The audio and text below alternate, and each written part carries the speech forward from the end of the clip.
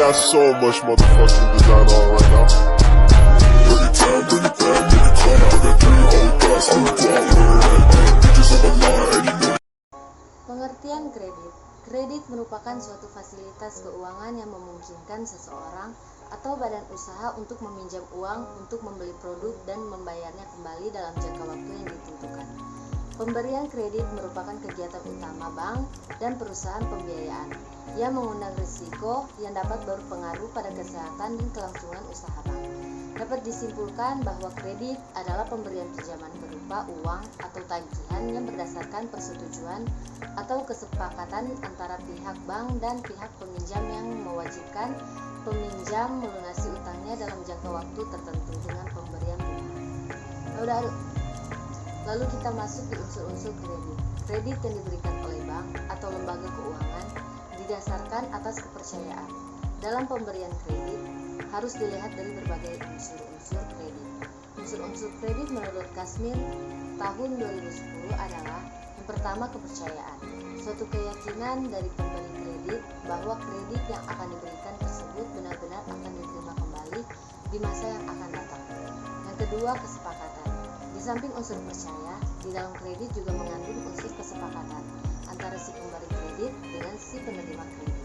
Yang ketiga, ada jangka waktu. Setiap kredit yang diberikan memiliki jangka waktu tertentu. Jangka waktu ini mencakup masa pengembalian kredit yang telah disepakati. Yang keempat, ada risiko. Adanya suatu tegang waktu pengembalian akan menyebabkan suatu risiko tidak tertagihnya atau macet pemberian kredit. Semakin panjang suatu kredit, semakin besar risikonya. Demikian pula sebaliknya.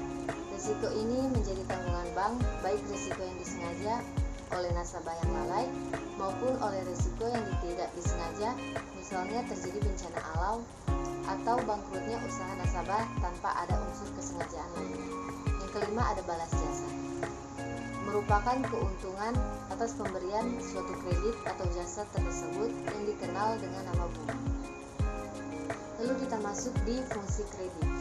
Fungsi kredit dewasa ini pada dasarnya ialah pemenuhan jasa untuk melayani kebutuhan masyarakat dalam rangka mendorong dan melancarkan perdagangan, mendorong dan melancarkan produksi, jasa-jasa dan bahkan konsumsi yang kesemuanya itu pada akhirnya ditujukan untuk menaikkan taraf hidup rakyat banyak. Menurut Kashmir tahun 2010, fungsi dijabarkan lebih rinci, yaitu kredit dapat memajukan arus tukar menukar barang-barang dan jasa-jasa. Kredit dapat mengaktifkan pembayaran yang ideal. Kredit dapat menciptakan alat pembayaran yang baru. Kredit sebagai alat pengendali harga. Kredit dapat mengaktifkan dan meningkat manfaat atau faedah atau kegunaan potensi-potensi ekonomi yang ada. Lalu ada tujuan kredit. Menurut Kashmir pada tahun 2010, tujuan utama pemberi suatu kredit antara lain: yang pertama, mencari keuntungan yang bertujuan untuk memperoleh hasil dari pemberian kredit tersebut. Hasil tersebut terutama dalam bentuk bunga yang diterima oleh bank sebagai balas jasa dan biaya administrasi kredit yang dibebankan kepada nasabah. Yang kedua, membantu usaha nasabah. Tujuan lainnya adalah untuk membantu usaha nasabah yang memerlukan modal dana untuk modal kerja. Yang ketiga, membantu pemerintah. Bagi pemerintah, semakin banyak kredit yang disalurkan oleh pihak perbankan, maka semakin baik, mengingat semakin banyak kredit berarti peningkat pembangunan di berbagai sektor. Jenis-jenis kredit. Menurut Kashmir tahun 2010, jenis-jenis kredit ini dapat dilihat dari berbagai segi. Antara lain, yang pertama, jenis kredit dilihat dari segi tujuan, yaitu kredit konsumtif. Kredit konsumtif bertujuan untuk memperoleh barang-barang atau kebutuhan lainnya guna memenuhi kebutuhan dalam konsumsi. Dan kredit produktif. Kredit produktif bertujuan untuk memungkinkan si penerima kredit dapat mencapai tujuan yang apabila tanpa kredit tersebut tidak mungkin dapat diwujudkan. Lalu kredit perdagangan. Kredit perdagangan merupakan kredit yang digunakan untuk kegiatan perdagangan dan biasanya untuk membeli barang dagangan yang pembayarannya diharapkan dari hasil penjualan barang dagangan tersebut. Yang kedua, jenis kredit dilihat dari segi jangka waktu. Kredit jangka waktu pendek. Kredit ini merupakan kredit yang memiliki jangka waktu kurang dari 1 tahun atau paling lama 1 tahun dan biasanya digunakan untuk keperluan modal kerja. Lalu kredit jangka menengah. Jangka waktu kredit berkisar antara 1 tahun sampai dengan 3 tahun. Kredit jenis ini dapat diberikan untuk modal kerja. Kredit jangka panjang merupakan kredit yang masa pengembaliannya paling panjang, yaitu di atas 3 tahun atau 5 tahun. Biasanya kredit ini digunakan untuk investasi jangka panjang seperti perkebunan karet, kelapa sawit, atau manufaktur, dan juga kredit konsumtif seperti kredit perumahan. Dan yang ketiga, ada jenis kredit dilihat dari segi jaminan. Kredit dengan jaminan merupakan kredit yang diberikan dengan suatu jaminan tertentu. Jaminan tersebut dapat berbentuk barang berwujud atau tidak berwujud.